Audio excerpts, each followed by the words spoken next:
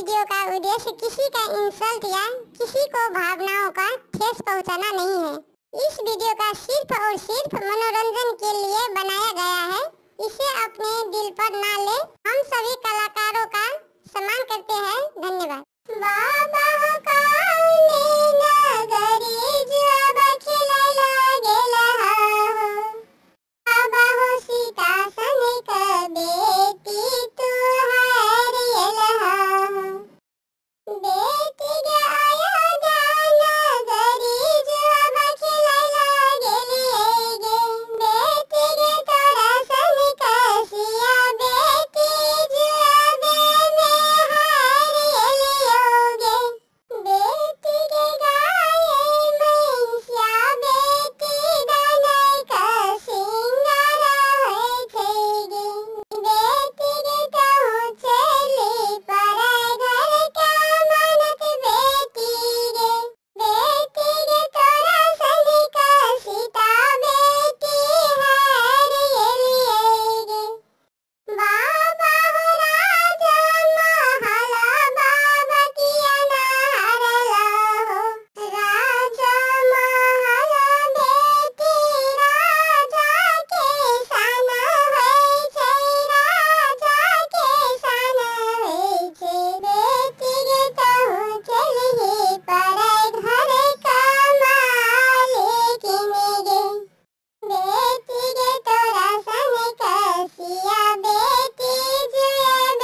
में हार येलियो गे, भैया हो कौने नगरी भैया जुआबा खेलैला गेला हो, कौने नगरी भैया जुआबा खेलैला गेला हो, भैया हो सीता सनिक बहिनी तुहार येला हो, बहिनी गे जुएबे में खेलते खेलते तोरा सनिक सीता बहिनी हार येलियो गे, भैया हो हारला महल भैया राजा महल का दासी दासी किया ना हारला हो, बहिनी गे राजा महल का दासी बहिनी सन होय छै गे, बहिनी गे कहूँ चलही पराई अमानत बहिनी गे, चाचा हो कौने नगरी चाचा जुआबा खेलैला गेला हो, चाचा हो सीता सन सुकुमारी बेटी तुहार येला हो, चाचा हो कौने नगरी जुआबा खेलैला गेला हो,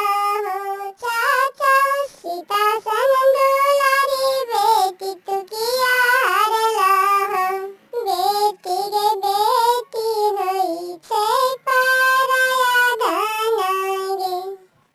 बेटी गे सीता बेटी कहूँ चलही पराया धन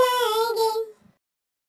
चाचा हो कौने नगरी जुआबा खेलैला गेला हो,